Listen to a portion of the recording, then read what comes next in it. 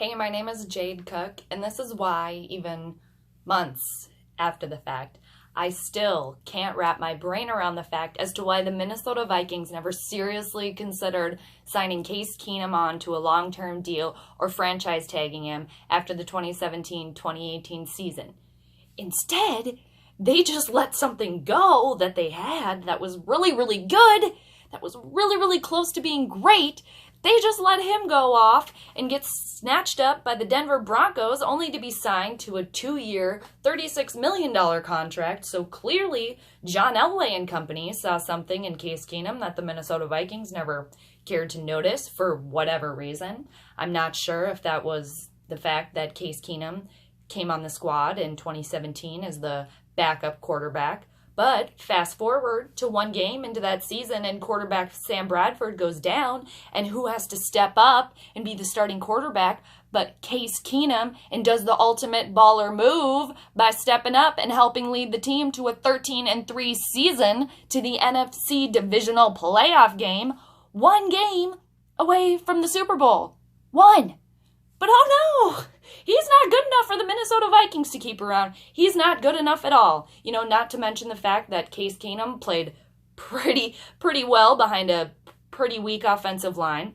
He got along well with the entire team, not to mention Adam Thielen and Stephon Diggs helped bring them to another level, vice versa. And, Case Keenum was one half of the Minneapolis Miracle. Only one of the greatest Minnesota sporting moments of all time. All time. But let's just let him go, only to be left at the end of the season quarterbackless. So what did the Minnesota Vikings have to do? They had to go on some grandiose adventure and look for a quarterback. So what do? What do they see shining off into the distance? They see former Washington's Redskins quarterback, Kirk Cousins. So what did they decide to do? They decide to sign him to a 3-year, $84 million contract because, they don't have to worry about signing on any other players at the end of the 2018-2019 season. Anthony Barr and Stephon Diggs. But yeah, Kirky boy, come on down. You look like a pretty good guy.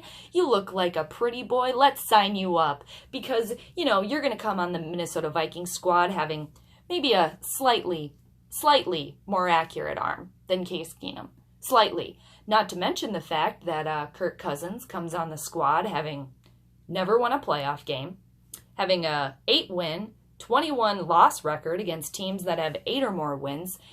Not to mention the fact that historically he hasn't really played that well in the red zone, and also historically doesn't really play that well under pressure. And unfortunately for the Minnesota Vikings, their offensive line is going to be even weaker at the start of the 2018 season. So yeah, Kirk Cousins, come on down. Let's sign you up. And the pressure's on. It's time to put up or shut up. But I know that Skull Nation is ready for Captain Kirk to beam them up. But you know what? If he doesn't, he already got paid. So you know what?